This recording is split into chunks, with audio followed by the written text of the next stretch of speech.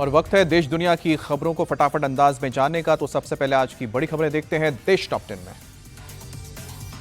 National Herald case में सोनिया गांधी और राहुल गांधी को बड़ी राहत। ईडी की चार्जशीट पर संज्ञान लेने से राउज एवेन्यू कोर्ट का इनकार।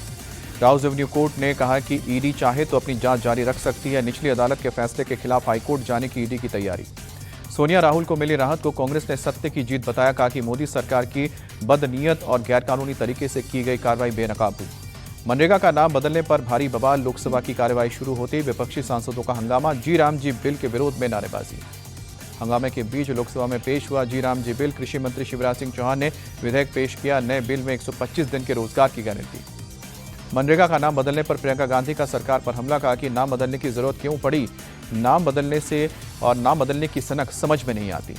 सपा के सांसद रामगोपाल यादव बोले कि इस बिल की जरूरत ही नहीं थी। बीजेपी शुरू से गांधी की विरोधी रही है। इसमें नाम बदलने के सिवा कुछ भी नया नहीं है। आज दिल्ली आए जाएंगे लूथरा ब्रदर्स। दिल्ली एयरपोर्ट पर ही कस्टडी में लेगी गोवा पुलिस। नाइट क्लब के हादसे में 25 लोगों की मौत के बाद भागे थे थाईलैंड।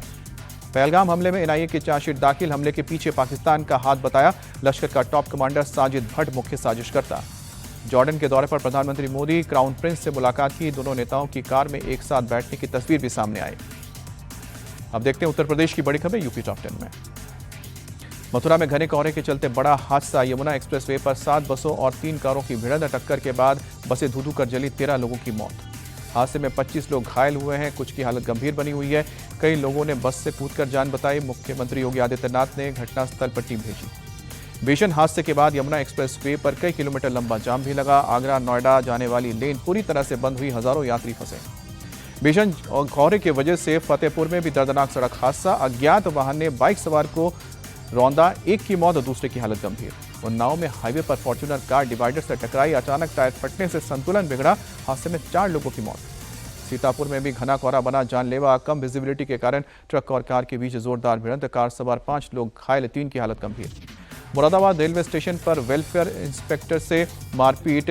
रेलवे कोर्ट कॉम्प्लेक्स में कार पार्किंग को लेकर वकीलों से विवाद हुआ। जीआरपी पर भी बदसलूकी का आरोप। फतेहपुर में मामूली विवाद में भयंकर मारपीट। दबंगों ने खुलेआम लाठियां चलाई। 2 सगे भाइयों समेत 3 लोग जख्मी हुए। पुलिस ने पड़ताल शुरू की। लखनऊ में थार पर चढ़कर रील बनाने वाला इंटीरियर डिजाइनर गिरफ्तार। खतरनाक स्टंट का वीडियो वायरल होने के बाद पुलिस ने कार्रवाई की। एसआईआर को लेकर यूपी कांग्रेस अध्यक्ष अजय राय का बड़ा बयान। कहा कि इसकी आड़ में लोगों के वोट काटे जा रहे हैं। इसके लिए कम से कम 6 महीने समय देना चाहिए। देश की बाकी राज्यों की बड़ी खबरें देखते हैं राज्य टॉप 10 में। जम्मू कश्मीर के उधमपुर में लगातार दूसरे दिन इनकाउंटर। सुरक्षा बलों ने जैश के 3 आतंकियों को घेरा। अब तक के ऑपरेशन में एक पुलिसकर्मी शहीद हुए। जम्मू कश्मीर में आतंकवाद के खिलाफ बड़ा एक्शन। काउंटर इंटेलिजेंस कश्मीर और पुलिस के साथ जिलों में तोड़फोड़ के साथ छापेमारी। पश्चिम बंगाल में वोटर लिस्ट से 58 नाम कटे हैं। 58 लाख नाम काट गए हैं। एसआईआर के तहत जारी चुनाव आयोग ने आपत्ति दर्ज करवाने के लिए समय दिया है।